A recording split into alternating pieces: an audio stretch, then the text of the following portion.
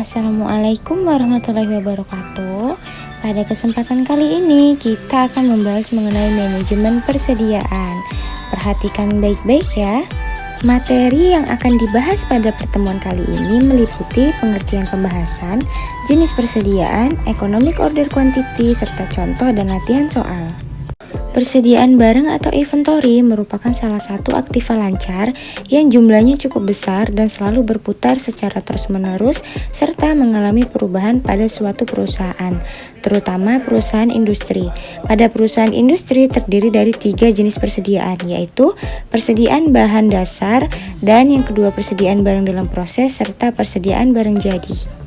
Bagi perusahaan industri dan perusahaan manufaktur, persediaan ini dianggap cukup penting karena kesalahan dalam menentukan persediaan akan mengganggu kelancaran operasi perusahaan.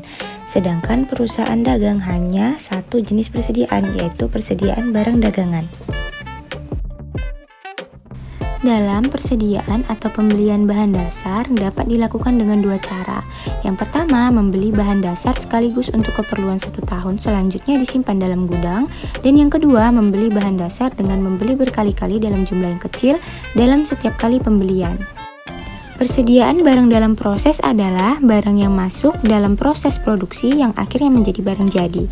Sedangkan barang jadi adalah barang yang siap dipakai atau dijual yang akan memberikan fleksibilitas bagi perusahaan untuk skedul produksi dan pemasarannya. Economic order quantity, yang itu merupakan volume atau jumlah pembelian yang paling ekonomis untuk dilaksanakan dalam setiap kali pembelian bahan mentah. 3 jenis biaya yang berkaitan dengan persediaan yang harus dipertimbangkan dalam menentukan persediaan yang optimal, yaitu biaya pesan, biaya simpan, dan biaya kehabisan bahan. Karena pentingnya menentukan persediaan perusahaan, maka manajer keuangan harus menentukan persediaan yang optimal.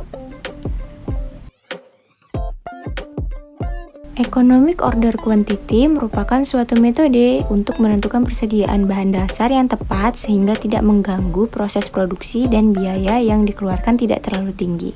Maka digunakan rumus yaitu akar dari 2 dikali R dikali S dibagi dengan P dikali I. R merupakan jumlah, S merupakan biaya pesanan setiap kali pesan, P merupakan harga pembelian per unit, dan I merupakan biaya penyimpanan dan pemeliharaan. Oke, sekian penjelasan materi kita kali ini. Semoga ini bermanfaat. Terima kasih sudah menonton. Assalamualaikum warahmatullahi wabarakatuh.